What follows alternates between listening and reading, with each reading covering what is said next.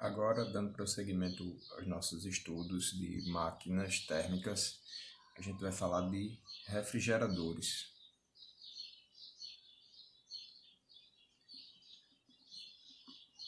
Ou máquinas frigoríficas.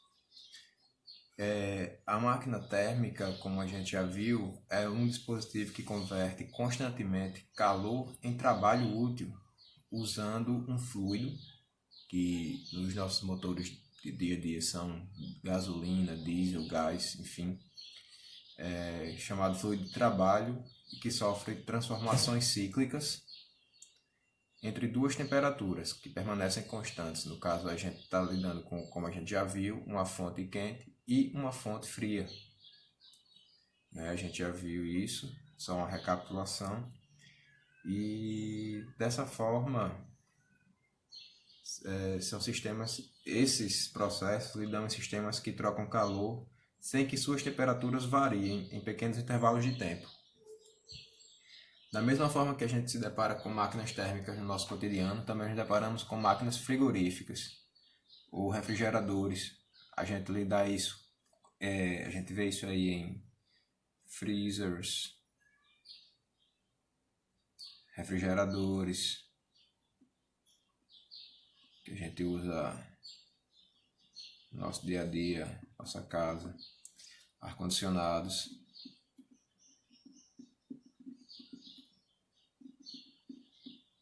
Entre outros. Como a gente tinha visto que no ciclo, quando a gente tem um ciclo termodinâmico, representado isso em um gráfico, a gente consegue ver que, como o ciclo de Carnot, por exemplo,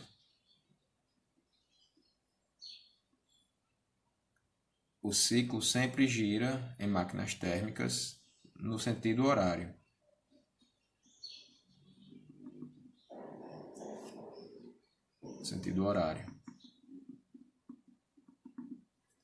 Isso representa uma máquina térmica tradicional.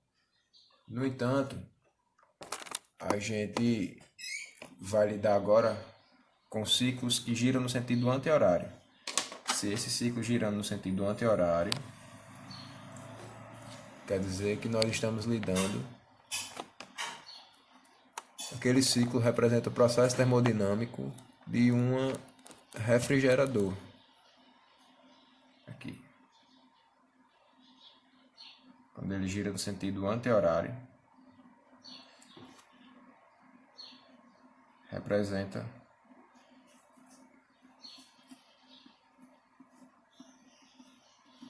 sentido anti-horário. Nós estamos falando de um refrigerador.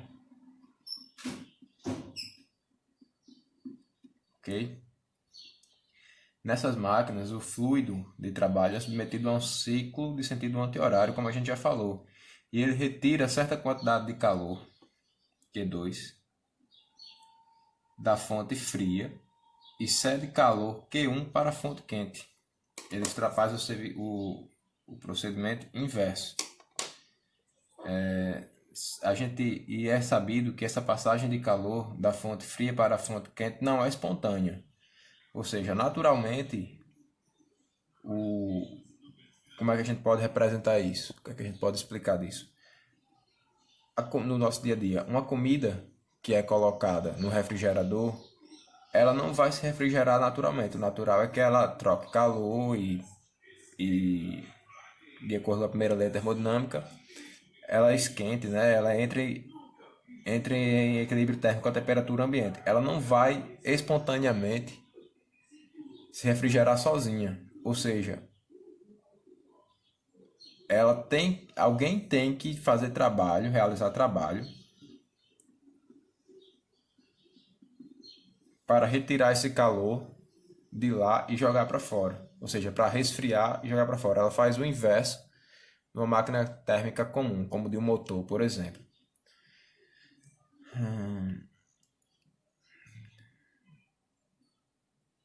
Justamente isso diz que não existe um enunciado, que é o enunciado de Clausius, que diz que é impossível construir um dispositivo que, operando em um ciclo termodinâmico, converta totalmente o calor recebido em trabalho. Ou seja, a gente pode representar isso num diagrama da máquina frigorífica, que a gente vai fazer agora aqui. Ó. A gente tem aqui uma fonte quente,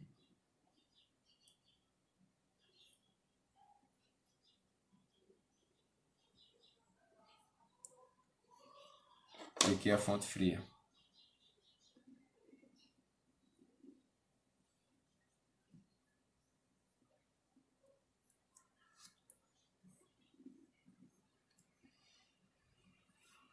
Uma geladeira doméstica, como a gente já falou, ela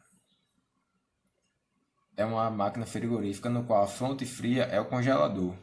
Aqui a gente pode estar representando isso aqui como congelador. E a fonte quente é o meio ambiente, como ela dispensa esse calor pelo radiador, que fica geralmente atrás da geladeira. Como é que a gente faz isso aí? Através de quê? Ela retira o calor Q2, aqui ó, da fonte fria, passa pelo processo e joga esse calor aqui, ó, que é o calor Q1, na fonte quente, que é o meio ambiente. Tudo isso não é espontâneo, como a gente já falou, e ela precisa de um trabalho, que é um trabalho realizado por um gás, que passa por um compressor, que realiza esse procedimento termodinâmico. A gente vai calcular aqui agora a eficiência de uma máquina termodinâmica de um refrigerador. A eficiência do refrigerador ele é dado por o módulo de Q2 sobre o trabalho realizado. Logicamente, o ideal é que todo o trabalho seja todo o trabalho seja todo o calor retirado seja igual à quantidade de trabalho para que essa máquina tenha um rendimento de 100%. Mas a gente já viu pelo ciclo de Carnot que isso não é possível. E também de acordo com o enunciado de Clausius, que fala que é impossível construir um dispositivo que, operando em um ciclo termodinâmico, converte totalmente o calor recebido em trabalho. Ou seja, parte desse calor aqui vai ser dissipado, ela fica retida no próprio sistema. Isso faz com que esse rendimento não seja de 100%. A gente pode também explanar aqui sobre máquinas frigoríficas o seguinte: a gente pode analisar isso aí, como a gente já está citando aqui, em um refrigerador de Carnot, onde a gente vai ter esse desempenho aqui, ó, que vai ser representado por K, que é igual a temperatura baixa e a diferença da temperatura alta pela temperatura baixa.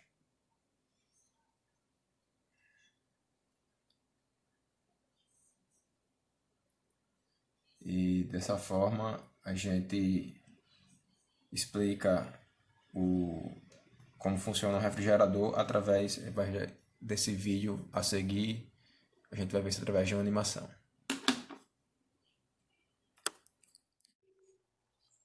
O sistema de compressão é formado pelo compressor, que é responsável por circular o fluido refrigerante para o sistema, e o condensador é responsável por condensar o fluido para o ambiente externo, o tubo capilar, que é a válvula de expansão, que mantém a diferença de pressão junto com o compressor, o evaporador, que absorve o calor interno do refrigerador, e o filtro secador.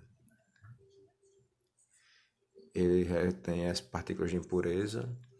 Enfim, a função do sistema de refrigeração é tirar o calor de dentro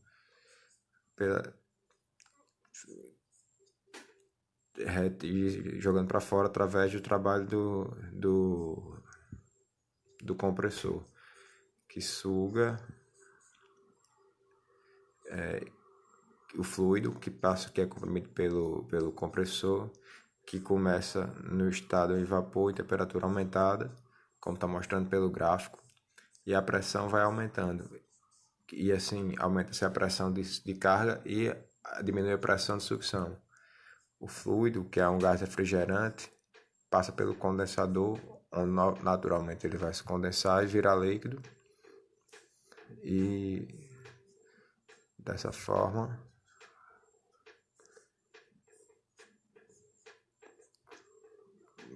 o gás passa a ter uma mistura de líquido e vapor ficando saturado, onde ele se torna totalmente líquido e vai para o já está em estado de líquido subresfriado, passa pelo filtro secador que retém alguma umidade para não ficar a umidade da tubulação, passa pela serpentina,